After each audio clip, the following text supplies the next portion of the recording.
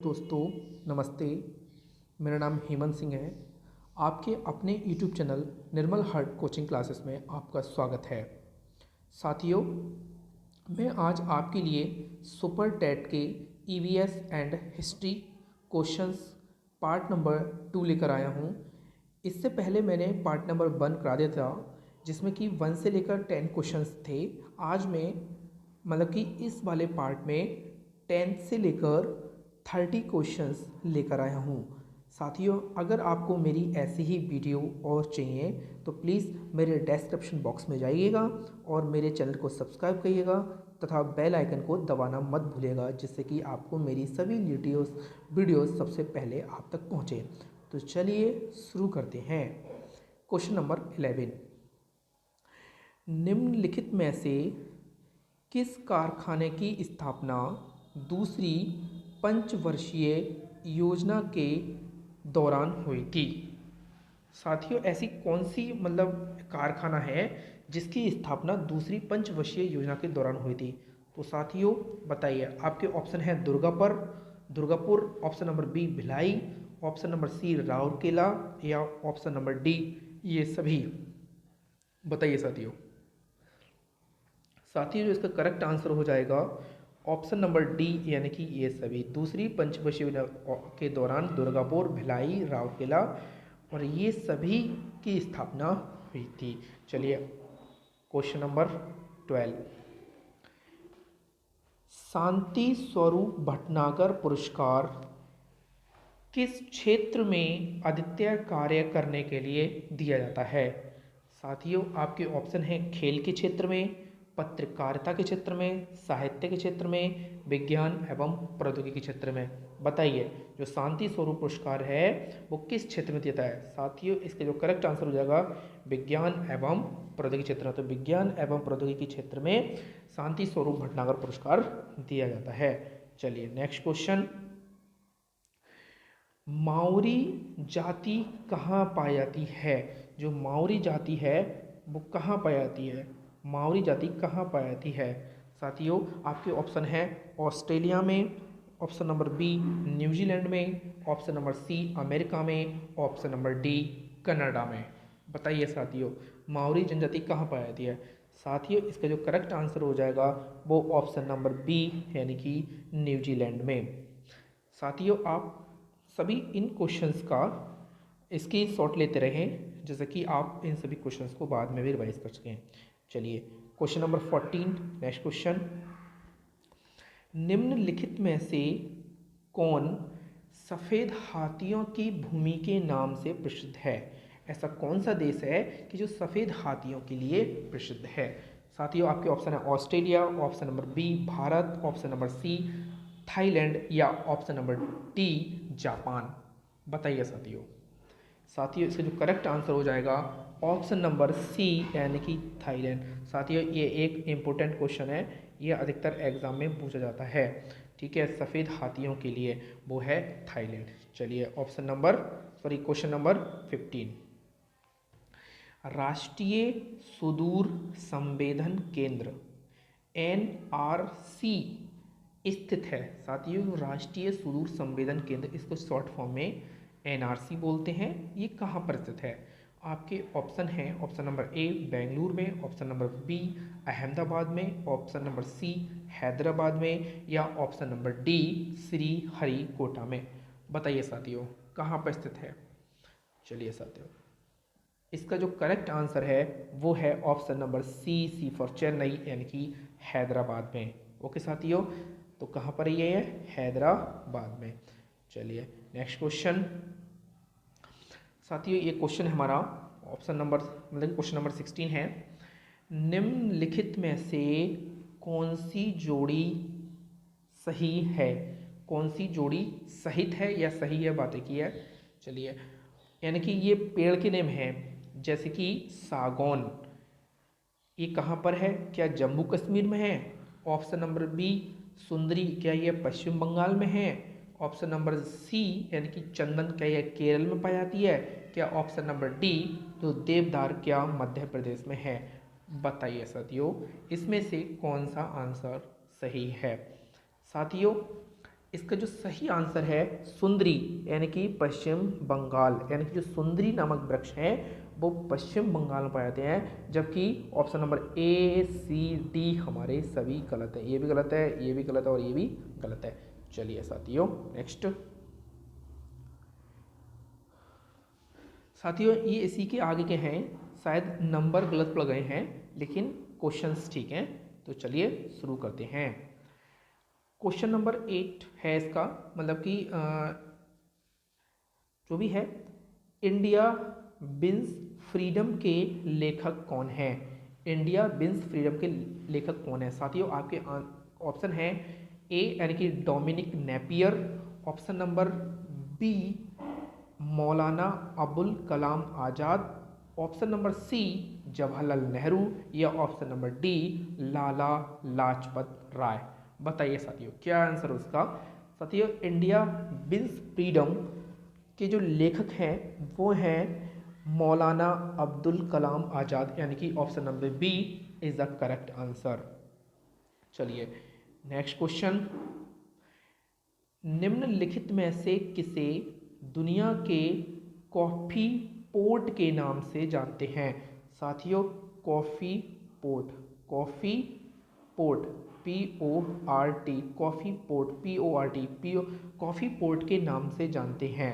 साथियों इसका जो करेक्ट आंसर हो जाएगा वो है ऑप्शन नंबर सी, यानी कि रियो डी जेनेरियो। साथियों रियो डी जेनेरियो को कॉफ़ी पोर्ट के नाम से जानते हैं। ओके साथियों चलिए नेक्स्ट क्वेश्चन। बांग्लादेश की मुद्रा क्या है? साथियों इस क्वेश्चन का आंसर आप सभी बेहतर तरीके से जानते होंगे कि बांग्लादेश की जो मुद्रा है वो है ऑप्शन नंबर सी, यानी कि टका। ठीक है साथियों, क्या मुद्रा है इसकी? टका। चलिए नेक्स्ट क्वेश्चन। साथियों क्वेश्चन नंबर 11 है, यानी कि नेक्स्ट क्वेश्चन है, शायद इसका सीक्वेंस गलत हो गया है। प्रसिद्ध खिलाड़ी साइना नेहवाल किस खेल से संबंधित है? जो प्रसिद्ध खिलाड़ी साइना नेहवाल है वो किस खेल से संबंधित हैं? साथियों अब बताइए इसका आंसर क्या आंसर हो सकता है? ऑप्शन नंबर आपके हैं हॉकी से, बैडमिंटन से, गोल्फ से, टेनिस से। बताइए साथियों क्या आंसर इसका?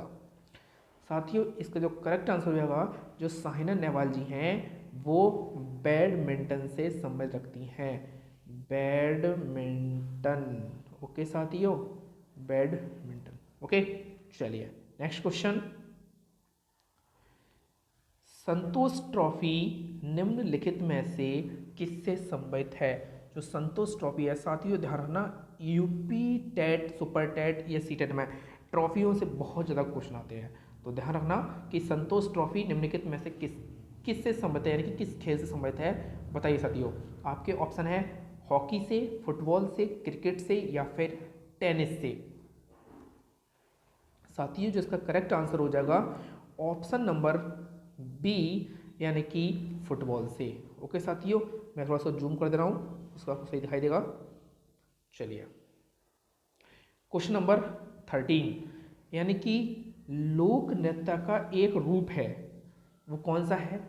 वो है बिहू, यानी कि बिहू। बिहू एक लोक नृत्य का रूप है, निम्नलिखित में से किस राज्य से संबंधित है? साथियों आप इस क्वेश्चन से भली भांति परिचित होंगे कि ऑप्शन नंबर ए कर्नाटक, सॉरी एक मिनट, कर्नाटक से या फिर तमिलनाडु से, असम से या केरल से। बताइए साथियों बिहू, बिहू किसके कहाँ का नृत्य है? साथियों बिहू है वो है का असम का। ओके साथियों असम का लोक नृत्य है। चलिए नेक्स्ट क्वेश्चन देखिए साथियों, विशाख दत्त द्वारा रचित प्राचीन नाटक मुद्रा राक्षस, मुद्रा साथियों ये बहुत इंपॉर्टेंट है, विशाख दत्त का लिखित है यह मुद्रा राक्षस की का जो विषय है वो किस पर आधारित है? ठीक है साथियों देखिए आपके ऑप्शन है प्राचीन हिंदू जनश्रुति के देव और दानव के बीच विवाद पर, या ऑप्शन नंबर बी एक आर्य राजकुमार और आदिवासी महिला की प्रेम कथा पर, या ऑप्शन नंबर सी दो अनार्य जातियों के बीच शक्ति के संघर्ष की कथा पर, या option number D Chandragupta Maurya के काल में दरबार के षड्यंत्रों पर। बताइए साथियों क्या आंसर हो सकता है। चलिए साथियों, इसका जो करेक्ट आंसर हो जाएगा कि जो मुद्रा राक्षस थी वो विशाख दत्त द्वारा रचित थी। सबसे पहले तो आप यही समझ लीजिए, और ये चंद्रगुप्त मौर्य के काल में जो उनके दरबार थे उनके षड्यंत्रों पर आधारित थी। ओके साथियों, तो option number D is the correct answer of this question. चलिए नेक्स्ट क्वेश्चन साथियों, ये वेरी वेरी इंपॉर्टेंट क्वेश्चन है कि grand old man of India के नाम से किसे जाना जाता है। Grand old of man of India के नाम से किसे जाता है साथियों। आपके ऑप्शन है खान अब्दुल गफ्फार खां को, ऑप्शन नंबर बी लाला लाजपत राय को, दादा भाई नौरोजी को, या सी राज गोपालाचारी को। बताइए साथियों क्या आंसर होगा। साथियों इसका जो करेक्ट आंसर है वो है दादा भाई नौरोजी को, यानी कि option number C for Chennai is the correct answer of this question कि grand old man of India के नाम से दादा भाई नौरोजी को जाना जाता है। चलिए नेक्स्ट क्वेश्चन, बारदोली सत्याग्रह 1928 ईसा के नेता थे। साथियों जो बारदोली सत्याग्रह 1928 ईसा के जो नेता थे वो कौन थे। साथियों आपके ऑप्शन है Sardar Vallabh Bhai Patel, option number B Mahatma Gandhi, option number C Vitthal Bhai Patel, या option number D Mahadev Desai. बताइए साथियों इसका क्या आंसर होता है। साथियों जो इसका करेक्ट आंसर है वो है सरदार वल्लभ भाई पटेल। ओके साथियों, सरदार वल्लभ भाई पटेल को हम लौह पुरुष के नाम से भी जानते हैं। चलिए साथियों, और ये अखिल भारतीय प्रशासनिक सेवा जो हैं इनके भी जनक माने जाते हैं सरदार वल्लभ भाई पटेल। चलिए नेक्स्ट क्वेश्चन,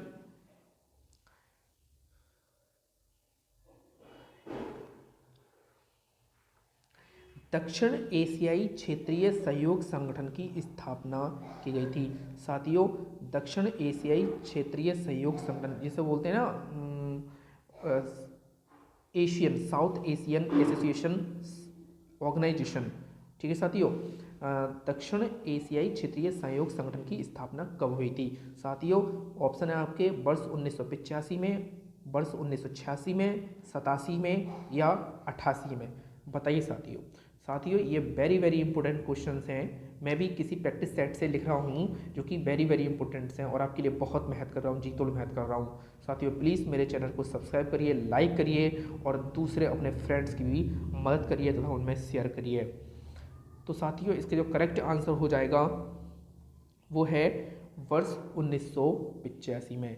जो दक्षिण एशियाई क्षेत्रीय सहयोग संगठन की स्थापना हुई थी वो वर्ष 1985 में हुई थी, यानी कि option number C is the option number A is the correct answer, यानी कि 1985 में। ओके चलिए नेक्स्ट क्वेश्चन, रूस के शीतोष्ण घास के मैदान कहलाते हैं। साथियों रूस यानी कि रूस के जो शीतोष्ण घास के मैदान हैं वो क्या कहलाते हैं। सवाना, पंपास, स्टेपी, या डाउन्स। बताइए साथियों जो रूस के शीतोष्ण घास के मैदान हैं वो कहलाते हैं स्टेपी, यानी कि option number C is the correct answer of this question. चलिए साथियों नेक्स्ट क्वेश्चन। साथियों ये नया क्वेश्चन है, देखिए क्वेश्चन नंबर 19 है ये। भारत में क्या है, जैसे कि 27 राज्य एवं 7 संघ शासित प्रदेश, 24 राज्य एवं 4 संघ शासित प्रदेश, 25 राज्य एवं 6 संघ शासित प्रदेश, या 29 राज्य एवं 7 संघ शासित प्रदेश। बताइए साथियों संघ शासित प्रदेश को कभी कभी यहाँ पे केंद्र शासित प्रदेश भी बोलते हैं। बताइए साथियों भारत में है, आपका जो ऑप्शन हो जाएगा वो option number D is the correct answer कि अब हमारे यहाँ भारत में 29 राज्य हो गए हैं तथा 7 केंद्र शासित प्रदेश हो गए हैं, यानी कि option number D is the correct answer.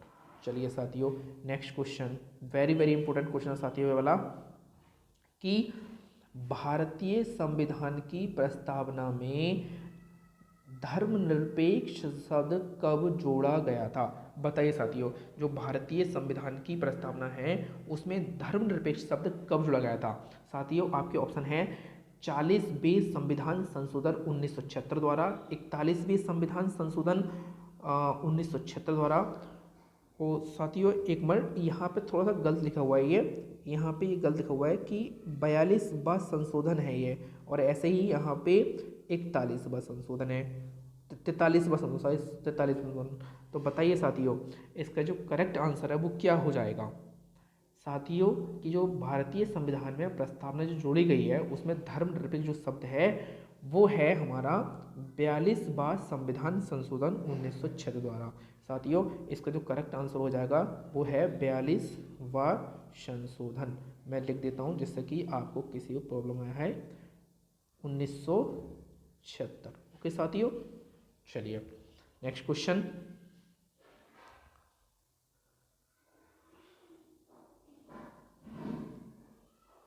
देखिए साथियों क्वेश्चन नंबर 21 है, लोकतंत्र में जनता शामिल होती है। जो लोकतंत्र है उसमें जनता शामिल होती है। आपके ऑप्शन है सेना प्रमुख द्वारा, ऑप्शन नंबर बी राजा द्वारा, ऑप्शन नंबर सी जनता के प्रतिनिधियों द्वारा, या ऑप्शन नंबर डी उपयुक्त में से कोई नहीं। बताइए लोकतंत्र में जनता शासित होती है। बताइए साथियों। साथियों जो लोकतंत्र में जनता शासित, साथियों यहाँ लिखा हुआ है शासित, शासित, ये टाइपिंग मिस्टेक हो गई है, सॉरी, शासित। साथियों इसका जो करेक्ट आंसर हो जाएगा ऑप्शन नंबर सी, यानी कि जनता के प्रतिनिधियों द्वारा। ओके साथियों, चलिए नेक्स्ट क्वेश्चन। निम्नलिखित में से कौन मौलिक अधिकारों का रक्षक है? साथियों जो मौलिक अधिकार होते हैं हमारे संविधान में 12 से 35 तक लिए आते हैं, अनुच्छेद 12 से 35 तक। तो साथियों ये कह रहा है कि जो मौलिक अधिकारों का जो संरक्षक है, रक्षक है, बातें की है, वो कौन होता है? तो साथियों आपके ऑप्शन है न्यायपालिका, राजनीतिक दल, ऑप्शन नंबर सी कार्यपालिका, या ऑप्शन नंबर डी विधायिका। बताइए साथियों क्या आंसर होगा इसका? साथियों इसका जो करेक्ट आंसर हो जाएगा वो है ऑप्शन नंबर ए, यानी कि न्यायपालिका। तो मौलिक अधिकारों को जो रक्षक कहलाता है वो है न्यायपालिका। चलिए नेक्स्ट क्वेश्चन। सरकारिया आयोग संबंधित है। जो सरकारी आयोग है वो किससे संबंधित है? साथियों आपके ऑप्शन हैं प्रशासनिक सुधारों से, चुनाव सुधारों से, केंद्र राज्य संबंध से, या वित्तीय सुधारों से। बताइए साथियों क्या आंसर हो सकता है कि जो सरकारी आयोग है वो किस संबंध है? साथियों इसका जो करेक्ट आंसर है वो जो सरकारी आयोग है वो है केंद्र राज्य संबंध से। ओके साथियों, केंद्र राज्य संबंध से। Option number C is the correct answer of this question. चलिए नेक्स्ट क्वेश्चन। निम्न में से कौन एक भोजपुरी क्षेत्र नहीं है? साथियों ये बोला है भोजपुरी क्षेत्र, जो भोजपुरी क्षेत्र है वो नहीं है। बताइए साथियों, Ballia, option number B Mirzapur, option number C Prayagraj, या देवरिया।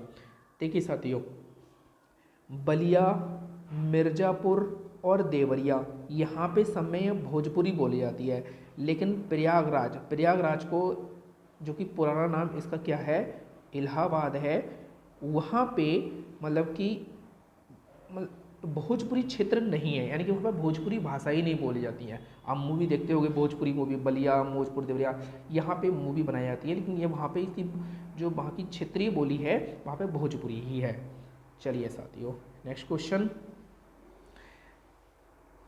जनपद में बोली जाने वाली बोली है। साथियों एक मिनट, यहाँ पे जो लिखा हुआ है ना ये जनपद से आगे लिखा है अयोध्या। साथियों अयोध्या यानी कि अयोध्या जनपद में बोली जाने वाली बोली है। साथियों अयोध्या भगवान श्री राम की जन्मस्थली है। अयोध्या में कौन सी बोली बोली जाती है? साथियों आपके ऑप्शन है अवधी, बघेली, ब्रजभाषा, या खड़ी बोली। बस साथियों ये जो देख के पता चला था कि अवध आ रहा है, अवध अवध हम अयोध्या को ही बोलते थे, यानी कि ऑप्शन नंबर ए अवधि। चलिए साथियों नेक्स्ट क्वेश्चन, उत्तर प्रदेश के किस शहर में भारत माता मंदिर स्थित है? साथियों ऐसा कौन सा, मतलब उत्तर प्रदेश का कौन सा जिला बोल सकते हैं यहाँ पे, तो वो कौन सा मतलब भारत माता का मंदिर स्थित है वहाँ पर? साथियों कानपुर में, मथुरा में, वाराणसी में या फिर मेरठ में? बताइए साथियों क्या आंसर होगा इसका। साथियों इसका जो करेक्ट आंसर होगा वो है Varanasi, option number C, option number C यानी कि वाराणसी में। तो साथियों जो भारत माता मंदिर है वो वाराणसी में स्थित है। चलिए नेक्स्ट क्वेश्चन,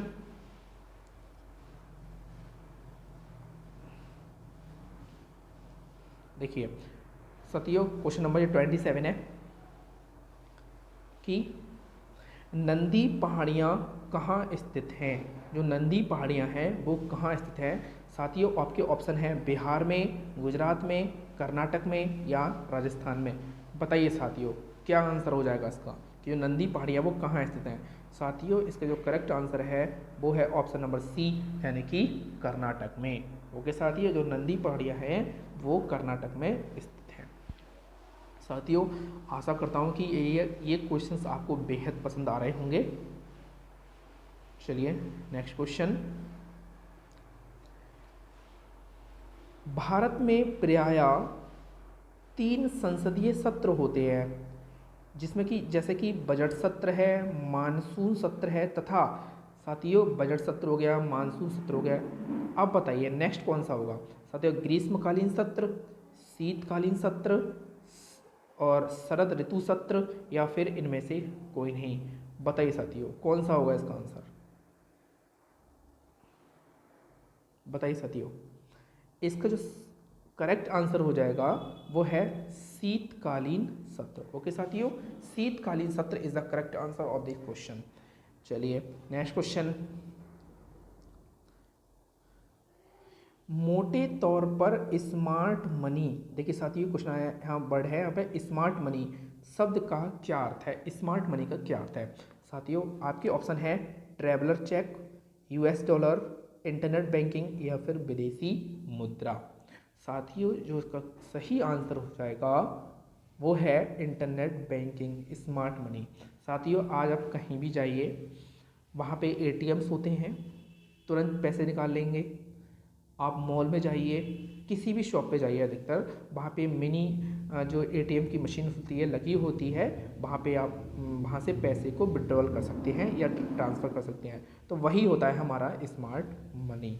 चलिए साथियों नेक्स्ट क्वेश्चन, गोल्डन लैंड, साथियों गोल्डन लैंड निम्नलिखित में से किस देश का एक लोकप्रिय उपनाम है? बताइए साथियों आपके ऑप्शन है भूटान का, ऑप्शन नंबर सी चीन, नहीं ऑप्शन नंबर बी चीन का, ऑप्शन नंबर सी म्यांमार का या ऑप्शन नंबर डी श्रीलंका का? बताइए साथियों क्या आंसर है इसका? साथियों इसका जो करेक्ट आंसर हो जाएगा वो है, मतलब कि एक मिनट, ये है म्यांमार का। जो गोल्डन लैंड है वो ऑप्शन सी यानी कि मियांमार। साथियों मियांमार बोलते हैं, कहीं कहीं म्यांमार लिखा होता है तो इसे हम बोलते हैं मियांमार। ओके साथियों तो गोल्डन लैंड जो है मियांमार का एक दूसरा उपनाम है।